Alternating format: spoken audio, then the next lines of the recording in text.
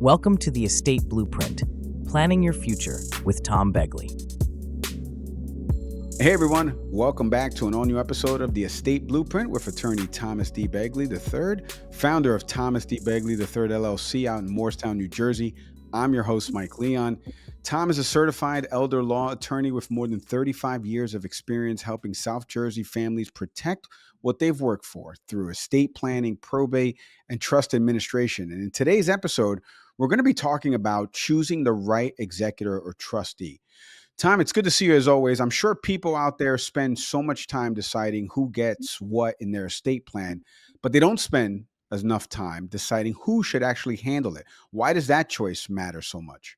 Well, thanks for asking me, Mike, and that is a great point.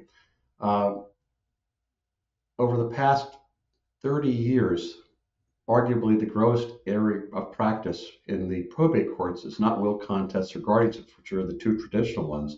It's actually been fiduciary abuse and neglect. And that's cases where somebody appoints someone to act as their executor under a will, trustee under the trust, or an agent under a power of attorney, and things go awry.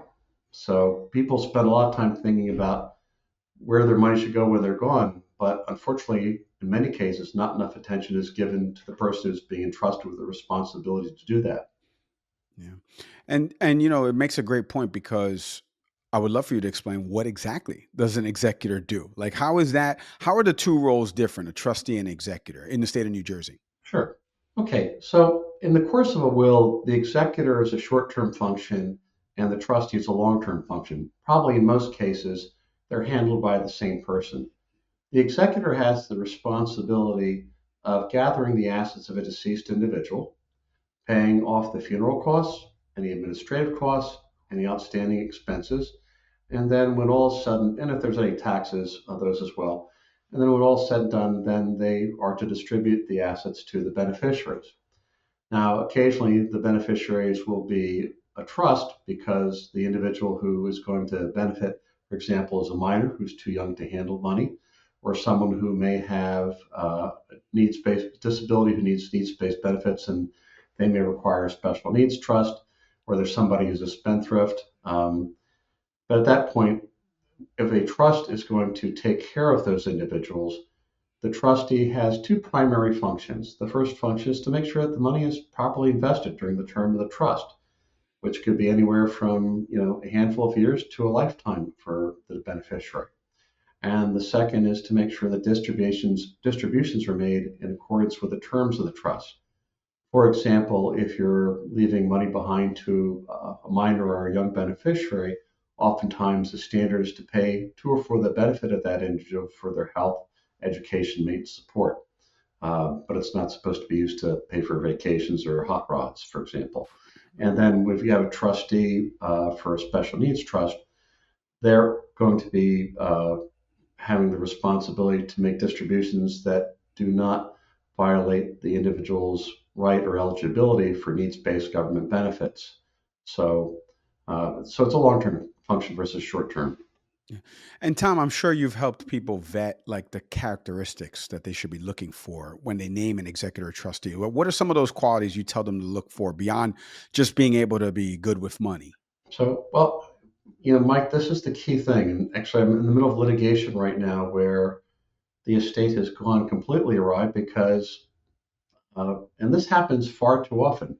Someone goes into a law office and they say, "Who do you want to have to serve as your executor?" And then, the person says, "I want, my son Johnny," and they just write Johnny, and they have they don't ask anything about qualifications whatsoever. And that's why most of these cases happen. So there are four reasons why you don't appoint someone and two reasons why you do appoint them. So the reason, and I think it's important to know both. So the reasons that you don't appoint someone are age. I get that a lot. They are appointing someone because they're the oldest. The second is gender. I oftentimes get someone that appoints male versus female. One example that always comes to mind is this estate that I had to get involved in because the lady who wrote her will had three brilliant daughters, and she appointed her son-in-law just because she thought she needed a man. This is some time ago, but it was an older woman, and he was a real nice guy. We got to know him after the fact, but he was dumber than a box of rocks would be a little bit cruel, but I mean, he was not qualified as, but that happens. The third is they live close by. And the fourth, which is silly, but you hear it a lot, is I don't want to hurt their feelings. To which, my father once told a client, don't worry, you'll be dead. But that's, beyond the point.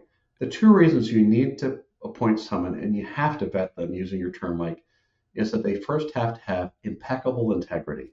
When your head hits the pillow at night, you have to know that this person is going to do what you tell them to do, and that they're not going to do anything wrong with the money.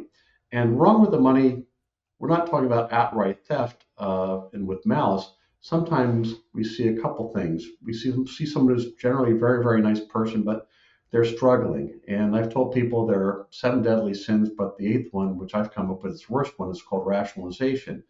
And you have the person who's a little tight because they're struggling. And so what they say is, I'm going to borrow a couple of dollars from the trust this month, but I'll pay it back next month. The problem is next month comes around, they can't pay it back, and they wind up having to borrow more, et cetera.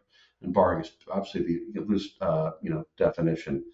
And then the others, sometimes the individual has, what's that supposed to say? They don't work and play well with others. I had one case where the individual is qualified and capable of doing the job, but she had gripes with both her brother and her sister. And as a result, it wound up getting a bit on the ugly side. She wound up delaying the administration of the estate just to kind of deal with some childhood issues. So impeccable integrity is first and foremost. And the second is common sense. They don't have to, a lot of times people think, do I need to have a bank? Do I need to have an attorney or a financial advisor, an accountant? And the answer is no. You want somebody that can be decent with money, that has a good track record, but also knows that if they have a legal question, to call an attorney. If they have an accounting question, to call an accountant. Every so often they get what I call a gladiator of the internet. I mean, they think that the internet's going to get them all the information they need. And I've seen people rely upon that and make the most horrible choices. So you want somebody that, once again, impeccable integrity, and second, someone that knows to,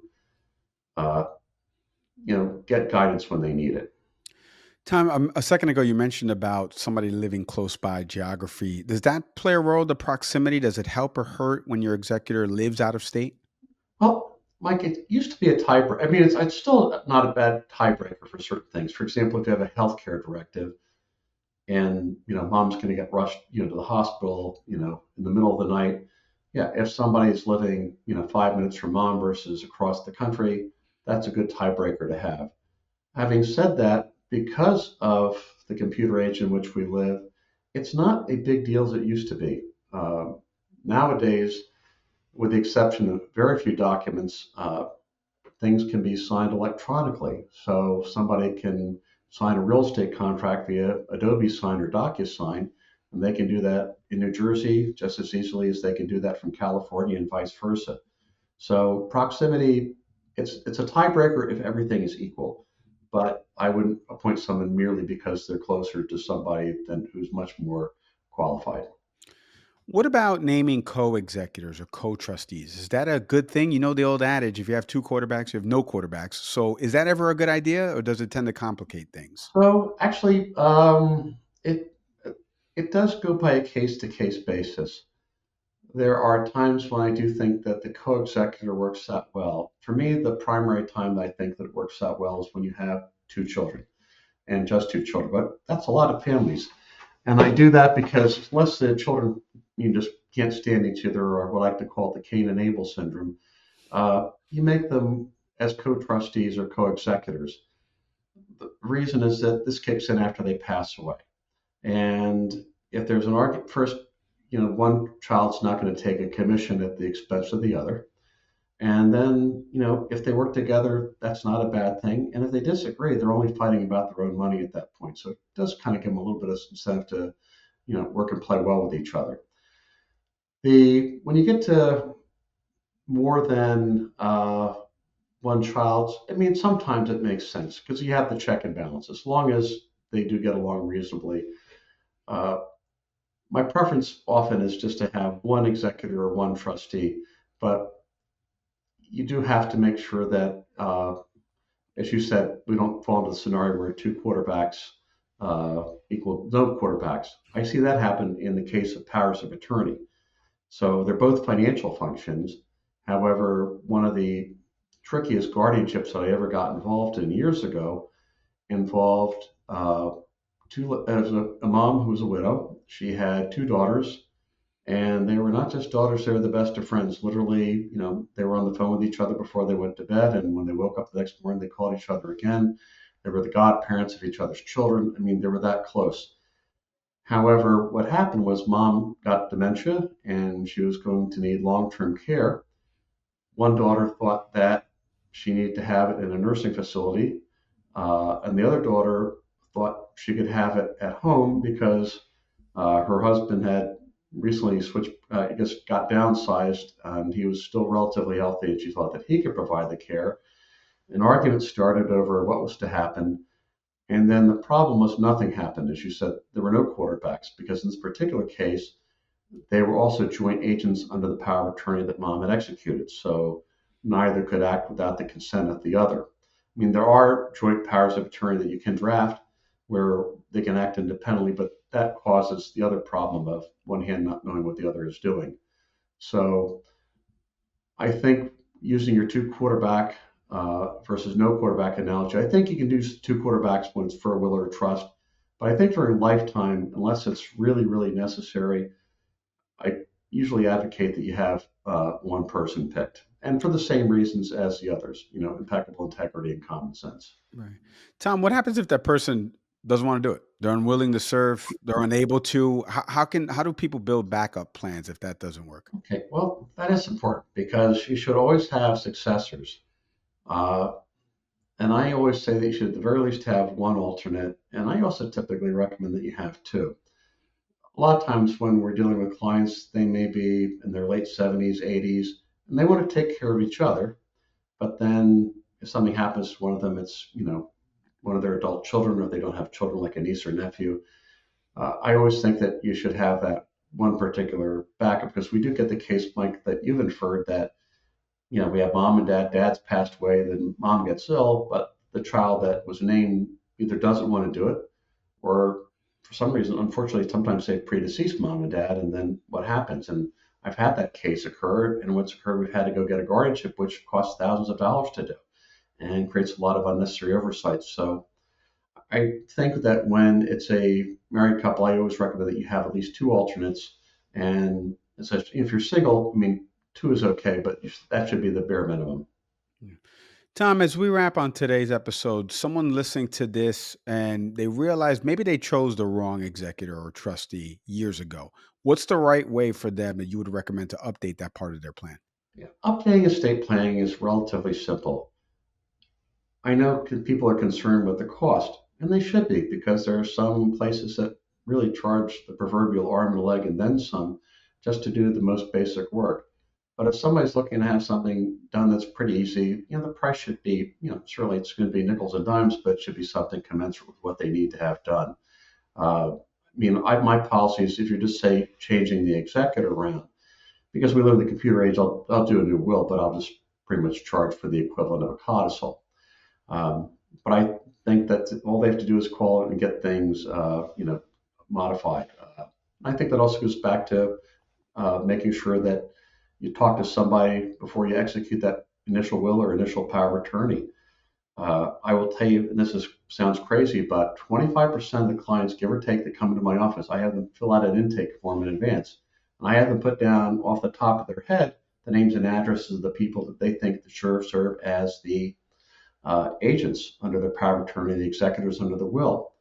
And after I mention the qualifications that you and I have just taken the time to discuss and the things to avoid, about 25% of the time the client will say, "Oh my gosh, we can't use him. He's awful with money." But because they didn't think about the qualifications, they made that initial impression. But that's why if you get good counseling, you avoid the mistakes to begin with.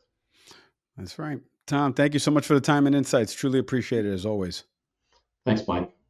And that's it for today's episode of the Estate Blueprint with attorney Thomas D. Begley III, the founder of Thomas D. Begley III LLC in Morristown, New Jersey. You want to learn more about Tom's work in estate planning, trust administration, probate, do me a favor, visit Begley3 Law, the number 3, law.com, and you'll find the resources there that are going to help you protect your legacy and plan with confidence. Don't forget to like, subscribe, leave a review and comment, or share the episode with someone who needs to hear it. As always, I'm Mike Leon. We'll see everybody next time. Thanks for watching. Be sure to hit that like and subscribe button and leave us a review in the comments.